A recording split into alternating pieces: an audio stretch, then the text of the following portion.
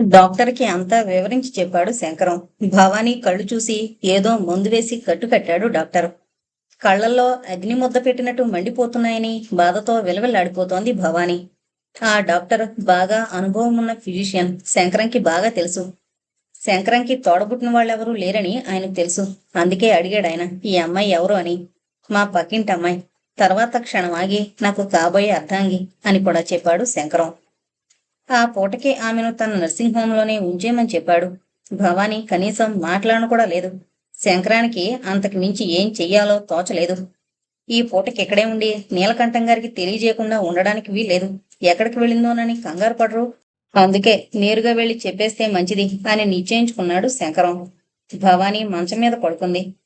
కళ్లకు గంతలు కట్టినట్లుగా ఉంది.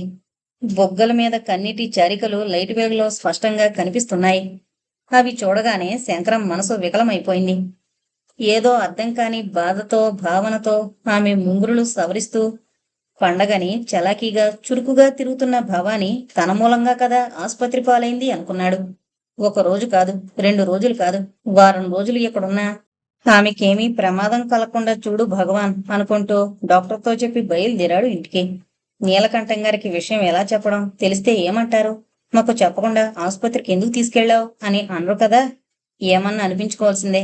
ఈ మధ్యన 4-5 సంవత్సరాలుగా తను దీపావళి నాడు మందు సామాను కాల్చడం మానేశాడు.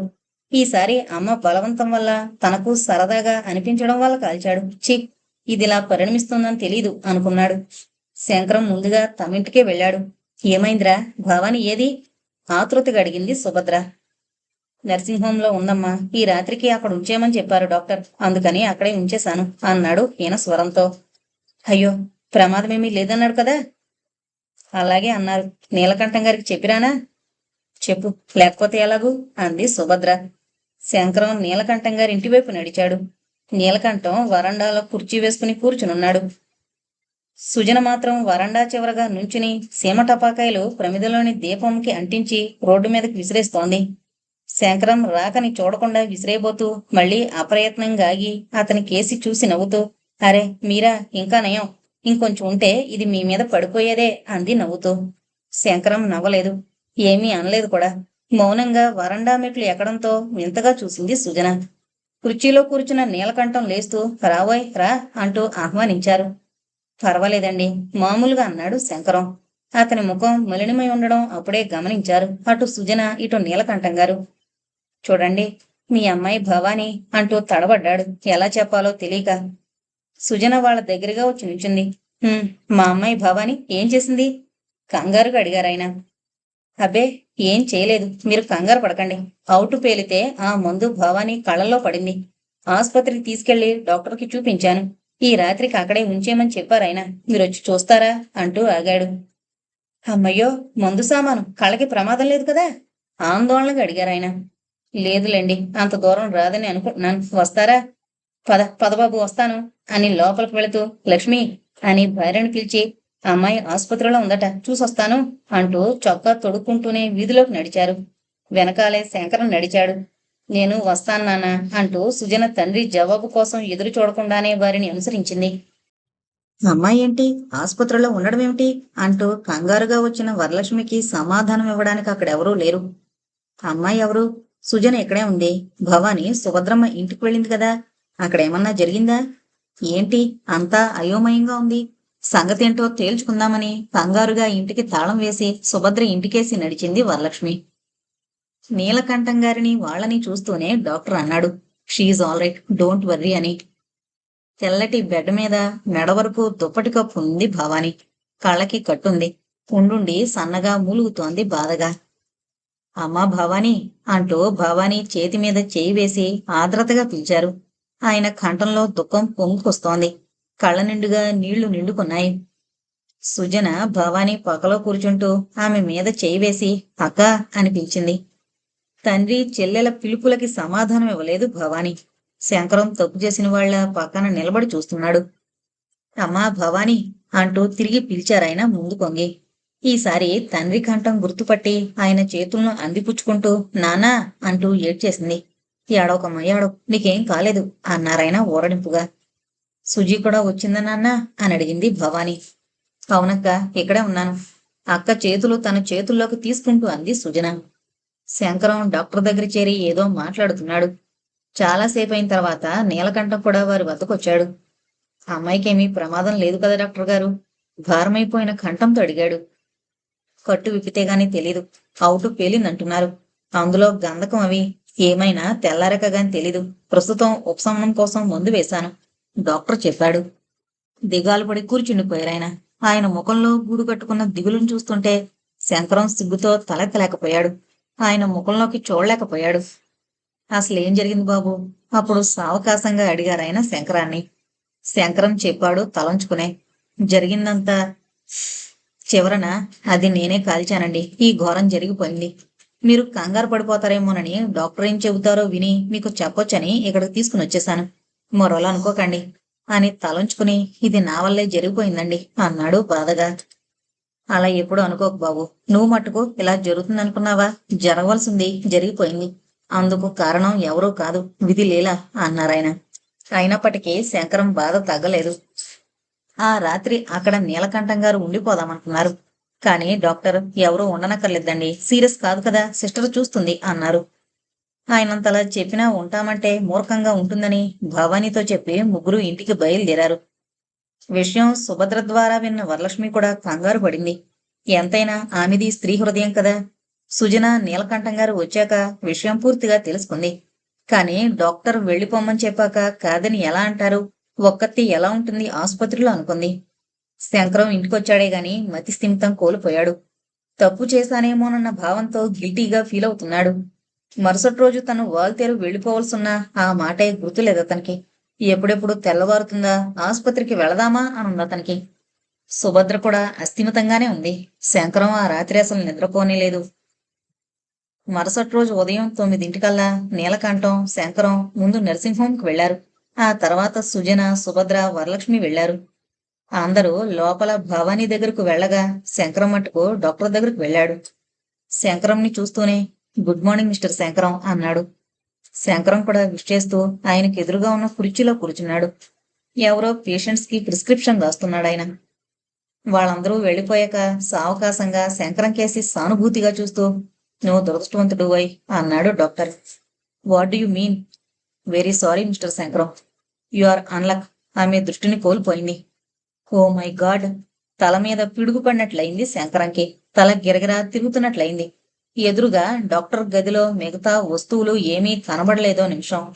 నాకు చాలా బాధగా ఉందోయ్ నీకు విషయం చెప్పడానికి. నొప్పి, మంట లాంటి తాత్కాలిక బాధలు తగ్గించడానికి నా దగ్గర మందులున్నాయి. కానీ అతనేదో చెబుతూనే ఉన్నాడు గాని శంకరం వినడం లేదు. అతను ఇలా జరుగుతుందేమోనని ఊహించాడు. అదే నిజమైంది. అందుకు తను కారణం. అవును, తనే కారణం. గదిలో 4 మూలలా భవానీ కళ్ళు మాత్రమే గిరగిరా తిరుగుతూ తనకేసి నిప్పులు కురిపిస్తున్నట్లు చూస్తూ అవును, నువ్వే కారణం, నువ్వే కారణం అంటున్నట్లు అనిపించింది. అతనిలో ఆవేశం, ఆవేదన సమపాళ్లల్లో నిండాయి. నో డాక్టర్, నో, అలా జరగడానికి వీల్లేదు. బల్ల మీద పిడికిలు బిగించి గుద్దాడు శంకరం. ఆ ఊపికి బల్ల కదిలింది. డాక్టర్ అదిరిపడ్డాడు. అనవసరంగా ఎగ్జైట్ కాకు శంకరం. నువ్వు చదువుకున్నవాడివి. కాస్త నిదానంగా ఆలోచించి పరిస్థితి అర్థం చేసుకో. డాక్టర్ మాటలు విని సిగ్గుపడ్డాడు శంకరం. నువ్వు మరీ అంత నిరాశ చెందనక్కర్లేదు. కాకినాడలో నాకు తెలిసిన ఐ స్పెషలిస్ట్ ఉన్నాడు. అతను పేరుబడిన సర్జన్. ఈ అమ్మాయిని అతనికి చూపిస్తే ఫలితం ఉంటుందనుకుంటున్నాను. ఆశగా చూశాడు శంకరం. కానీ మళ్ళీ అంతలోనే నేను ఈ విషయం ఆమె తల్లిదండ్రులకు చెప్పలేను. మీరే చెప్పండి డాక్టర్ అంటూ తలంచుకున్నాడు. అతనికి నిజంగా నీలకంఠం గారికి ఎదురుపడ్డానికి చాలా బాధగా ఉంది. ఈ నిజం తెలుసుకున్న తర్వాత ఆయన ముఖంలోని భావాలు, దుఃఖాన్ని తను చూడలేడు, ఊహించను కూడా లేడు. అందుకనే అక్కడి నుంచి లేచి భవానీ ఉన్న గదిలోకి వెళ్లే సాహసం కూడా చేయలేక అక్కడే కూర్చుండిపోయాడు. ఈ భయంకరమైన నిజం విన్న తర్వాత భవానీ మనసు ఎంత చిన్నాభిన్నమైపోతుందో, అందుకు కారణమైన తనని ఎంత అసహించుకుంటుందో, అసలు తనని క్షమించగలదా? ఆలోచనలతో కణతలు బద్దలైపోతుంటే ముందు టేబుల్పై 2 మోచేతులు ఆంచి అరచేతుల్లో ముఖం దాచుకున్నాడు శంకరం. అలా కూర్చున్న శంకరాన్ని ఓ మారు చూసి ఆల్ రైట్, నేనే చెప్పేస్తాను, ఎంతకని దాచగలం అని. Don't worry mister Shankaram. ఎంతవరకైనా భగవంతుడి ఆజ్ఞను జవదాటలేం అంటూ లేచాడు డాక్టర్. ఆయన అలా లేచి వెళుతుంటే ఏదో జరగరాంది జరిగిపోతున్నట్లు బాధపడిపోయాడు శంకరం. ఈయన వెళ్లి నిజాన్ని చెప్పకముందే ఏదైనా ప్రళయం వచ్చేయకూడదా అనుకున్నాడు. అతనలా అనుకుంటున్నాడని తెలియని డాక్టర్, తెలిసినా తేలిగ్గా నవ్వేగల డాక్టర్ ముందుకే పోయాడు. మనసుకేదో కంగారు కంగారుగా అనిపించినా కుర్చీకి అతుక్కుపోయినట్లు కూర్చుండిపోయాడు శంకరం. డాక్టర్ని చూడగానే పక్కకి తొలగి నిలబడ్డారు వరలక్ష్మి, సుభద్ర, సుజన. నీలకంఠం గారు మాత్రం మంచం పక్కగా నుంచున్నారు. అందరి ముఖాలలో దైన్యం కొట్టొచ్చినట్లు కనిపిస్తోంది. అందరికేసి ఓ మారు మౌనంగా చూసిన డాక్టర్ భవానీ కళ్ళకున్న కట్లు విప్పేశాడు. ఏదో మందు వాసనలు విరజిమ్ముతున్నాయి. అతి మెల్లగా ఆ పైనున్న దూదిని తొలగించాడు. పాపా, కళ్ళు విప్పమ్మా, నెమ్మదిగా అన్నాడు. అందరూ ఆత్రంగా చూస్తున్నారు. భవాని కొనురెప్పలొకసారి రెపరెపలాడించింది. తర్వాత రెండు కళ్ళు మూసుకుంది. తిరిగి చేతులు తీసేసింది. కళ్ళ చుట్టూ నల్లగా కమిలిపోయింది. పాపా, ఇవెన్ని వేళ్ళో చెప్పమ్మా. చూస్తున్న వాళ్ళందరికీ తన నోటితో చెప్పలేకపోయాడు డాక్టర్. అందుకే ఆ ప్లాన్. కుడి చేతి 3 వేళ్లు ఆమె కళ్ళ ముందు కదిలిస్తూ అడిగాడు. ఏమో డాక్టర్, నాకేం కనిపించడం లేదు, నీరసంగా అంది భవాని. సరిగ్గా చూడమ్మా. చూస్తున్నాను డాక్టర్, నిజంగా నాకేమీ కనిపించడం లేదు. భవాని కంఠం దుఃఖంతో నిండుకుంది. తన పనైపోయినట్లుగా చటుక్కున వెళ్లబోయాడు డాక్టర్. అంతా గమనిస్తోన్న నీలకంఠం గారు ఆత్రంగా ఒక అడుగు ముందుకు వేసి, డాక్టర్ గారు, అమ్మాయి. ఆయన మాట పూర్తి కాలేదు. I'm very sorry. మందు బాగా పడ్డం వల్ల ఆమె దృష్టి దెబ్బతింది, కంటిచూపు పోయింది. ఆ మాట చెప్పేసి నీలకంఠం గారి ముఖంలోకి చూడలేక గబగబా తన గదిలోకి వెళ్లిపోయాడు డాక్టర్. డాక్టర్ చెప్పిన మాటలు అక్కడున్న అందరికీ వినిపించాయి. భవానీ కూడా అంది, నాన్నా అంటూ.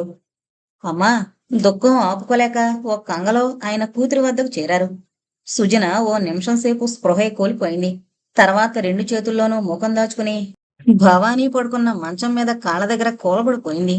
వరలక్ష్మి, సుభద్ర చైతన్యం కోల్పోయిన వాళ్లలా అయిపోయారు. నాన్నా, డాక్టర్ గారు ఏంటన్నారు చెప్పు నాన్నా. తండ్రి చేతులను తన చేతుల్లో గట్టిగా పట్టుకుంటూ అడిగింది భవానీ. ఏం లేదు తల్లి, ఏం లేదు. అంతకన్నా ఆయనకు మాట రావడం లేదు. కాదు నాన్న, నేను విన్నాను. నాకు చూపు పోయింది కదూ, అదే కదూ ఆయన చెప్పింది. నేను ఎవరిని చూడలేను కదూ, నిన్ను, అమ్మ ఫోటోని, సుజీని, గోదావరిని, సంధ్యా సాయంత్రాన్ని, చివరికి శంక. ఆమె దుఃఖానికి అంతులేకపోయింది. వరలక్ష్మి కళ్ళల్లో నీళ్లు తిరిగాయి. భవానీ పక్కన కూర్చుని భవానీ అంటూ పిలిచింది రుద్ద కంఠంతో. పిన్ని, నేనింకెవరిని చూడలేను పిన్ని. నాకు చూపు లేదు, నాకెవరూ కనిపించరు. వద్దు పిన్ని, వద్దు. నాకు ఈ భయంకరమైన బ్రతుకొద్దు. కళ్ళు లేని నేనెలా జీవించను పిన్ని. మెలికలు తిరిగిపోతూ ఏడుస్తోంది భవానీ. పక్కన చేరిన అందరూ ఆమెను పట్టుకోలేకుండా ఉన్నారు. అప్పుడే అటుగా రాబోయిన శంకరం ఆ దృశ్యం చూసి కళ్ళల్లో నీళ్లు నిండుకోగా పక్కకు తప్పుకున్న సంగతెవరూ చూడలేదు. నాన్న, నాకు ఈ జీవితం వద్దు నాన్న, ఈ అంధకారంలో బ్రతకలేను. నాన్న, డాక్టర్తో చెప్పండి నాన్న, నాకు చనిపోవడానికి ఏదైనా మందు ఇవ్వమని చెప్పండి నాన్న. భవానీ చుట్టూ అంతమంది చేరినా ఎవరూ సముదాయించలేకపోయారు. సుజన ఏదో అనబోయింది. అంతలోనే చాటుగా ఉన్న శంకరం భవానీ దుఃఖాన్ని, మాటల్ని వింటూ సహించలేక ఏదో పిచ్చి ఆవేశం ఆవేశించిన వాడిలా గబగబా వచ్చేశాడు. అందర్నీ తప్పించుకుంటూ భవానీ వద్దకు చేరి ఆమె చేతులను తన చేతుల్లోకి తీసుకుని ఉద్వేగంతో, భవానీ, బాధపడకు. నీకు కంటి చూపు వచ్చేలా నేను చేయగలను. తప్పకుండా చేస్తాను భవానీ, నన్ను నమ్ము. కంఠంలో జేరొచ్చేసింది శంకరంకి. అయినా దృఢంగా అన్నాడు. భవానీ ఆతృతగా అతని చేతులు గట్టిగా పట్టుకుని, మీరా? అవును భవానీ, నేనే. నువ్విలా బాధపడితే నాకు చాలా కష్టంగా ఉంది. తప్పకుండా నీకు దృష్టి తెప్పించగలను. అందుకు నా సాయశక్తులా కృషి చేస్తాను భవానీ. ఆమె చేతులను అలా పదిలంగా పట్టుకుని నిర్భయంగా ఓదార్పుగా అన్నాడు శంకరం. వెక్కి వెక్కి ఏడుస్తోన్న భవానీ దుఃఖం కొంచెం తగ్గింది. శంకరం చేతులను వదలనేలేదు. శంకరం అలా ఆమె చేతులను పుచ్చుకుని మాట్లాడడం మిగతా వాళ్ళకి ఎబ్బెట్టుగా అనిపించలేదు. పైగా అతని మాటలతో ఆమె దుఃఖం కొంచెం తగ్గడం గమనించి అతనికేసి కృతజ్ఞతగా చూశారు. ఆ రోజే భవానీని ఇంటికి తీసుకునొచ్చారు. భవానీ ఇంటికొచ్చింది మొదలు ఈ విషయం తెలిసిన అమలకలందరూ, ఇరుగు పొరుగు వారు వచ్చి పరామర్శించడం మొదలు పెట్టారు. అయ్యో, బంగారం లాంటి పిల్లకి శిక్ష ఏంటో. అయినా అజాగ్రత్తగా ఎలా నుంచున్నావమ్మా? ఈ కాలం పిల్లలకి ఏదన్నా భయం భక్తి లేవనుకోండి. ఎంత జాగ్రత్తలో ఉంటే మటుకు ఏమవుతుందిలేండి, ముఖాన రాసిపెట్టున్నవి జరక మానవు. కళ్ళు పోతే కలియుగమే లేదంటారు. కళ్ళు పోయాక బ్రతికెందుకమ్మా? అదేదో పాట కూడా ఉంది, కనుపాప కరువైన కనులెందుకు అని. నిజమే మరి. నిక్షేపం లాంటి పిల్లమ్మా. ముఖానికి అంతటికీ ఆ కళ్ళు కదూ కొట్టొచ్చినట్లు కనిపించేవి. అలా అలా భవానీ ఎదురుగానే సాగిపోతున్న విమర్శలని, ప్రశంసల్ని విన్న భవానీ దుఃఖం మరింత పెరిగేదే కాని తరగలేదు. అది గమనించిన సుజన, డాక్టరు అక్కకి రెస్ట్ కావాలన్నారు, మీరక వెళ్ళండి అంటూ ఖచ్చితంగా చెప్పేసింది. వచ్చిన వాళ్ళందరూ ఒకరి ముఖాలొకరు చూసుకుంటూ వెళ్ళిపోయారు, ఒకళ్ళ తర్వాత ఒకళ్ళుగా. వాళ్ళు వెళ్ళాక సుజనను, వచ్చిన వాళ్ళతో అలానేనా నిర్మోహమాటంగా మాట్లాడడం అంటూ మందలించింది వరలక్ష్మి. లేకపోతే ఏంటి, వాళ్ళ మాటల వల్ల ఉపశాంతి కంటే అశాంతి ఎక్కువ అంది విసుగ్గా. శంకరం మరుసటి రోజు నీలకంఠం గారిని కలుసుకుని మాట్లాడాడు. భవానీని కాకినాడ తీసుకువెళదాం అన్నాడు.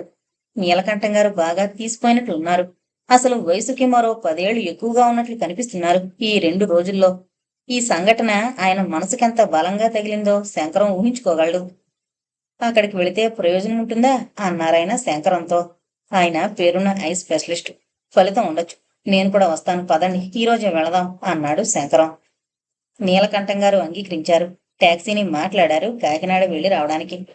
శంకరం బట్టలేసుకుని తల్లితో చెప్పాడు కాకినాడ వెళుతున్నట్టు. ఎందుకు అని అడిగింది సుభద్ర. ఆశ్చర్యంగా చూశాడు శంకరం. ఎందుకేంటమ్మా, భవానీని తీసుకువెళుతున్నాం, నీలకంఠం గారు కూడా వస్తున్నారు అన్నాడు అద్దంలో చూసి తలదూకుంటూ. నీకెందుకు లేదు లేనిపోను గొడవలు, వాళ్ళ తిప్పలేవో వాళ్ళు పడతారులే. తల్లి మాటలకి ఇంకా ఆశ్చర్యపోయాడు. అదేంటమ్మా అలా అంటావు? అవునరా, మనకెందుకో గొడవలు, ఆయనకు తెలీదా ఏమన్నానా, వెంట నువ్వెందుకు? శంకరం ఒకసారి నిశితంగా చూశాడు తల్లివైపు. తర్వాత ఏమీ మాట్లాడకుండానే తలదూకోవడం ముగించాడు. ఈ 2 రోజుల్లోనే తల్లిలో ఏదో మార్పు వచ్చిందని గ్రహించాడు శంకరం. అది ఎందుకో మటుకు అర్థం కాలేదు అతనికి. నేను వెళుతున్నానమ్మా అంటూ సాగిపోతున్న కొడుకుని చూసి మరేమీ అనలేకపోయింది సుభద్ర. అన్న వినిపించుకునే స్థితిలో లేడని తెలుసుకుంది. టాక్సీలో నీలకంఠం గారు, భవానీ ఎక్కి కూర్చున్నారు వెనకాల సీట్లో. ముందు డ్రైవర్ పక్కన శంకరం కూర్చున్నాడు. ముగ్గురు కూర్చున్నారు. ముగ్గురు వెళ్ళకూడదట ఏ పనికైనా అంటూ గొణిగింది వరలక్ష్మి. అది విన్న సుజన, అయితే 4వ దానిగా నేనే వెళతాను అంది. వరలక్ష్మి, నీలకంఠం గారు అంగీకరించారు. సుజన నిమిషాల మీద ఆదరాబాదరా తయారీ వచ్చేసింది. స్పెషలిస్టు భవానీని పరీక్షించాడు. తర్వాత ఆపరేషన్ చేస్తాననుకోండి, కానీ ఫలితం ఆశించినంతగా ఉండదేమో. 90% భగవంతుడి మీద భారం వెయ్యాల్సిందే అన్నాడు నెమ్మదిగా. అంత పేరు ప్రఖ్యాతులున్న స్పెషలిస్ట్ ఆ మాట చెబుతుంటే ఆశ్చర్యంగా చూశాడు శంకరం. మీరు ట్రై చేయమంటే చేస్తాను, కానీ హామీ ఇవ్వలేను అని తిరిగి ఆయన గట్టిగా అండంతో నిజంగా కుంగిపోయాడు శంకరం. నీలకంఠం గారి పని వేరే చెప్పనక్కర్లేదు. ఆయనతో సంప్రదించాడు శంకరం, ఏం చేద్దామంటారు అంటూ. ఫలితం లేనప్పుడు చేయించి ప్రయోజనం ఏంటి బాబు అన్నారాయన నిస్పృహగా. పూర్తి ఫలితం ఉండదని ఆయన అనలేదుగా. మన అదృష్టం బాగుంటే భవానీకి చూపు రావచ్చునేమో. ఇప్పుడు వద్దులే బాబు, ఇంకెవరైనా పెద్ద డాక్టర్ ఉంటే చూపిద్దాం. సంశయాత్మకంగా ఎక్కడో అక్కడ చేయించడం ఎందుకు అన్నారాయన. శంకరానికి నిజమే అనిపించింది. డాక్టర్ ఏమో ఖచ్చితంగా చూపు వస్తుందని చెప్పలేకపోతున్నాడు. వస్తుందో రాదో ఆయనకే తెలీదు. వస్తే అదృష్టమని అనుకోవాలి. ఒకవేళ రాకుంటే ఇక జీవితంలో తిరిగి చూపొచ్చే అదృష్టాన్ని లేకుండా చేసుకోవడమే అవుతుంది.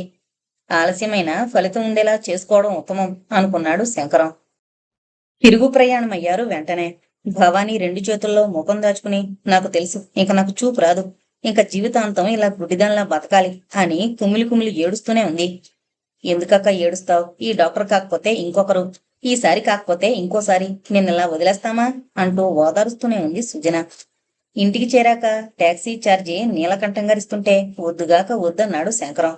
ఖర్చంతా తానే భరించాడు. 3 రోజులు గడిచిపోయాయి. ఈ 3 రోజులు అన్నం నీళ్లు సరిగ్గా తీసుకోక, కంటి నిండా నిద్రపోక 25 లంకణాలు చేసిన మనిషిలా ఉన్నాడు శంకరం.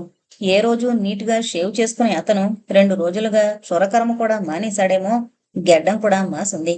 అస్తమానం ఏదో ఆలోచిస్తున్నట్లు కూర్చోవడమో పడుకోవడమో చేస్తున్నాడు. ఇది వరకు కాస్తంత తీరిక చిక్కిన ఏదో పుస్తకం చదువుతుండేవాడు. ఈ 3 రోజులుగా అసలు ఆ పుస్తకాల జోలికే పోలేదు. నిజమే, మనిషి అంత ఆశావాదో ఒక్కోసారి అంత నిరాశావాది కూడా అవుతాడు. అనుకోకుండా ప్రతి మనిషి ఏదో ఒక సమయంలో పొరపాటు చేస్తాడు. ఆ పొరపాటు చెయ్యాలని మనసా వాచా అనుకోనక్కర్లేదు. అయినా జరిగిపోయేవి జరక్క మానవు. పొరపాటు చేయడం అనేది ప్రతి మనిషికి సహజం. కానీ తన పొరపాటు వల్ల ఎదుటివారి జీవితాలు అకారణంగా బాధకు లోనైతే ఆ మనిషి తట్టుకోలేడు. అపరిమితంగా బాధపడతాడు. కావాలని చెయ్యాలని చేసేవాళ్ల మాటేంటో గాని అనుకోకుండా జరిగిన విపరీతానికి కావలసిన వాళ్ళు, అందులో ప్రియాతి ప్రియంగా ఎంచుకునే వాళ్ళు బాధపడితే ఆ పొరపాటు చేసిన వ్యక్తి బాధ వర్ణనాతీతం. శంకరం పరిస్థితి అలానే ఉంది. తను సుమారుగా కాలేజీలో చేరినప్పటి నుండి పండగల మీద సరదాలు, ఇంట్రెస్టు తగ్గిపోయాయి. చిన్నప్పుడు దీపావళికి ఏం కాల్చేవాడు అంతే. కాని తల్లి కోరిక వల్ల, భవానీ పక్కనుండడం వల్ల ఆమెతో సరదాగా కాల్చాలనే కోరిక తనలో చెలరేగింది. అది తన గ్రహపాటో పొరపాటో, తను సంతోషంతో ఆనందంతో చేసిన పనికి భవానీ చూపుకి దూరమైపోయింది. ఎందుకిలా అయింది అనుకుంటే జవాబు లేదు.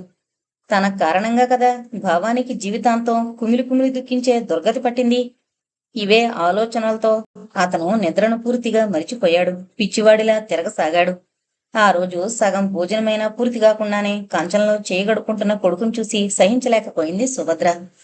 అదేమిట్రా, ఒక్క ముద్ద నోట్లో పెట్టుకోకుండా అలా లేచిపోతావు అని అడిగింది బాధగా. నా మనసేంటో బాగాలేదమ్మా. ఏమైంది? ఎందుకు బాగోలేదో నాకు చెప్పు.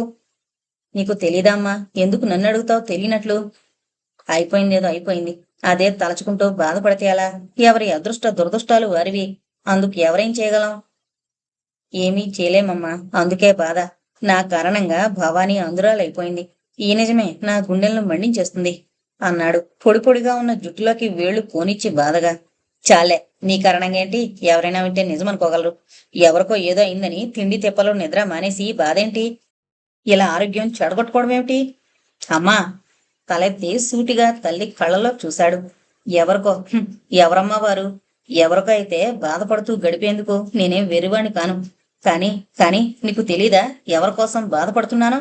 నువ్విలా మాట్లాడడం విచిత్రంగా ఉంది. తల్లిలో ఏదో మార్పు ఈసారి స్పష్టంగా తెలుస్తూనే ఉంది శంకరంకి.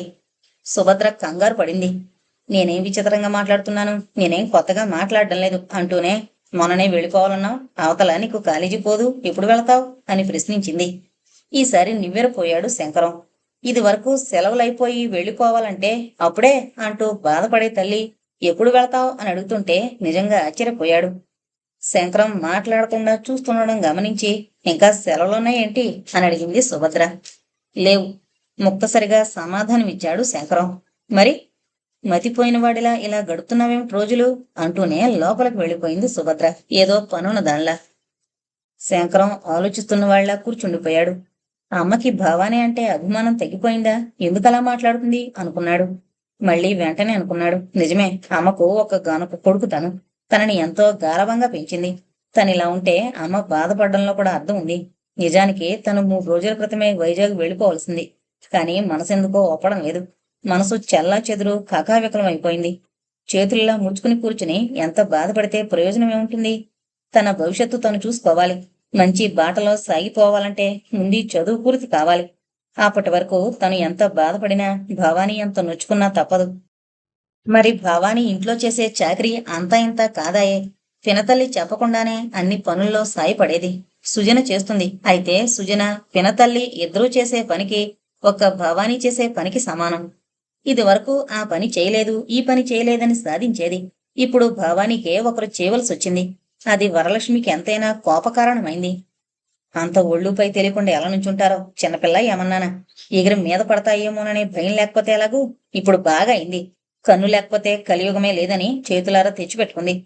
తనకి బాధ, మనకి బాధ అంటూ రోజులో 2 సార్లైనా గట్టిగా అంటూనే ఉంటుంది వరలక్ష్మి. ఎందుకమ్మా అయిపోయిందని కష్టమాననుకోవడం? నీ మాటలతో అక్కయ్య మనసు బాధపడదు. ఎదుటి మనిషిని మాటలతో కుంగదీయకూడదు అంటుంది సుజన. నేనేమీ అండలేదే తల్లి, నిన్ను మీ అక్కయ్యను.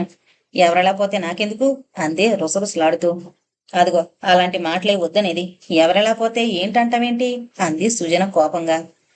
నిన్నేమీ అండలేదులే, నోరు మూసుకో అంటూ కూతురి మీద లేస్తుంది వరలక్ష్మి. ఎవరన్నట్టున్నావో తెలుస్తూనే ఉందిలే. అక్కయ్యకి నువ్వేమీ చేయనక్కర్లేదు. దాని పనంతా నేను చూస్తానులే. వరలక్ష్మి ఇంకేం అనలేక సుజనని మింగేసేలా చూస్తుంది.